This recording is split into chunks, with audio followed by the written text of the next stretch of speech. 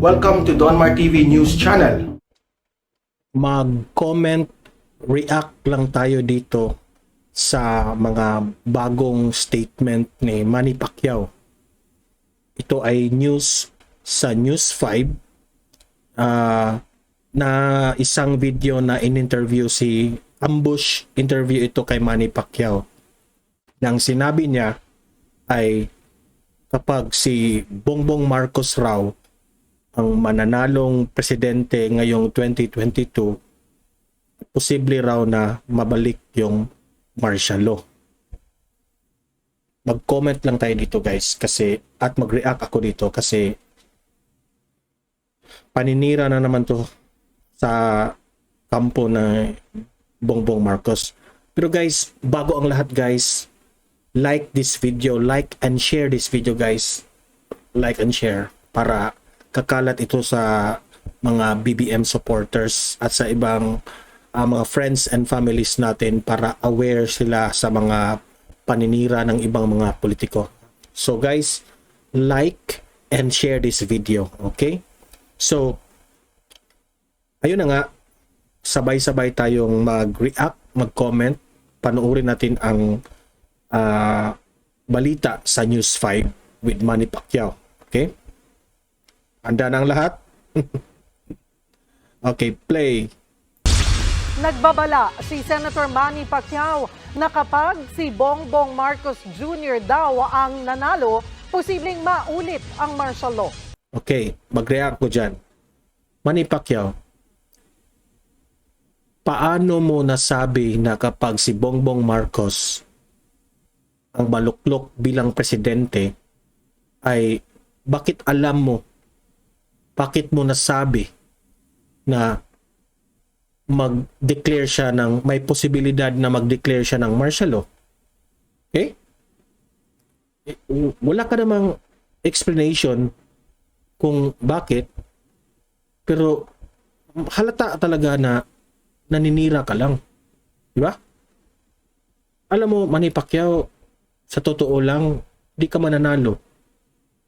Ang dami kasing ako, magiging prangka ako ha. Sa mga comment ng Facebook, comment sa YouTube, lagi ko yung ino-observe eh. Ang dami talagang nayayabangan sa inyo. At the same time, sabi nila, BO ka raw. I'm not here to judge you. Pero para sa akin, nagiging BO ka pa lalo dahil sa mga banat mo kay President Marcos. Can't you not just concentrate on yourself, promote yourself, na mag-promote ka sa mga plano mo, sa plataforma mo, kaysa mag-comment ka kay Bongbong Marcos dahil ba siya ay number 1? Alam mo talaga yung mga ganyang statement mo, masasabi ko lang, insecure ka kay Bongbong Marcos.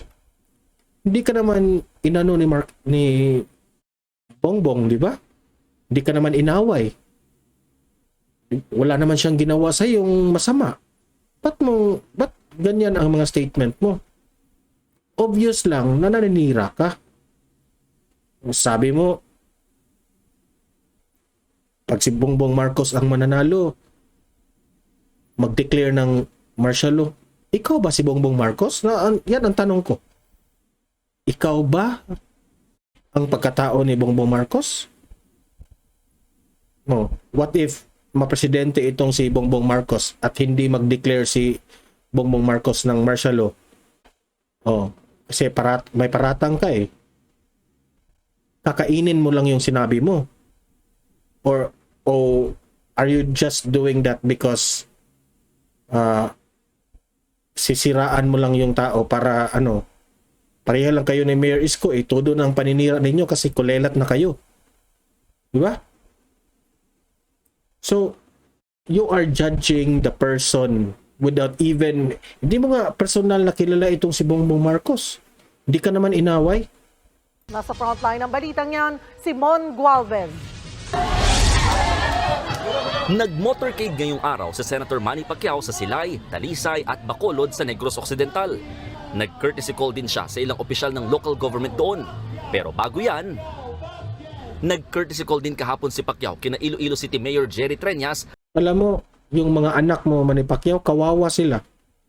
Yung mga anak mo, mga mabubuting tao pa naman. Dahil sa mga ginagawa mo, naawa ako sa kanila dahil binabash ka lalo sa mga ginawa mo. At Sino ang mahihiya? Yung pamilya mo. Iloilo Governor Arthur Defensor. Yan ay kahit nagpahayag na ng suporta kay Vice President Leni Robredo ang dalawa. Hindi man daw si Pacquiao ang first choice ng maraming Ilonggo, meron siyang babala sa mga botante. Hindi rin malayong magkaroon ng martial law. Hindi ka first choice ng mga Ilonggo. Dahil ba hindi ka first choice ng mga Ilonggo ay sasabihin mo lang maninira ka na kay BBM? Grabe ka naman ka desperado, Pacquiao. Pagka si Bongbong ang ulitin Hindi natin. rin malayong magkaroon ng martial law. Pagka si Bongbong ang Kung makapagsalita ba, akala mo parang totoo? Obvious naman yung mukha niya nang bubula. Hindi Grabe. rin malayong magkaroon ng martial law. Pagka si Bongbong ang Yung mga sorry. Sinabi mo lang yung sorry na yan para magmukha kang totoo talaga. Ha? Pahambol raw siya. Sorry pero wala. Kahit hindi kami maniniwala sa iyo, Pacquiao. Huwag kang mag-sorry ng ganyan. Dahil alam namin na mabuti ang pakay ni Bongbong Marcos sa Pilipinas.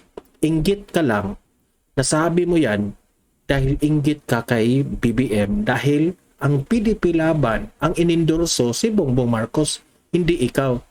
Kung talagang mabuti kang tao, Manny Pacquiao, bakit hindi ka inendorso ng PDP na ikaw pa naman ay isang PDP laban? Try to think of that, Manny Pacquiao. Okay? Hindi ka inendorso ng PDP laban. Magtanong ka sa sarili mo, bakit? There is something wrong. Bakit si Bongbong Marcos ang inendorso nila? Malaking sampal yan sa iyo. Kaya ngayon, todo na ang mga banat mo kay BBM. Pero I know, ewan ko, binigyan ako ng discernment ng Panginoon at Ayan na naman ang Panginoon. Gagamitin mo naman yung Panginoon para maniniwala kami sa sinabi mo. Grabe. Pareha lang kayo ni Isko. God first. Gagamitin nyo ang Panginoon para paniwalaan kayo ng mga tao.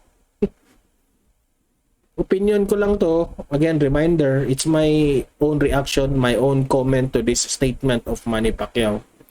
Sa boxing, idol kita. Pero sa politiko, sa politika, sa pagiging politiko at sa takbo ng politika ng sinalihan mo, Manny Pacquiao, wala. Bogs ka sa akin. Plastic mo. Plastic mo. Mas, para sa akin, no, mas gugustuhin pa ng mga tao, Manny Pacquiao, na tumahimik ka na lang. Kasi ang dami mong salita, the tendency is marami ring mali sa mga sinasabi mo. Okay? Especially na ang tinitira mo ay si Bongbong Marcos na hindi ka naman inaway. Okay? So matatawag ka lang na desperado. Hindi mo, sino bang presidential advisor mo, Manny Pacquiao?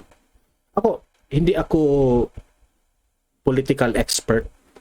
Ginamit ko lang yung common sense. Common sense, Pacquiao. Bali. Grabe ka.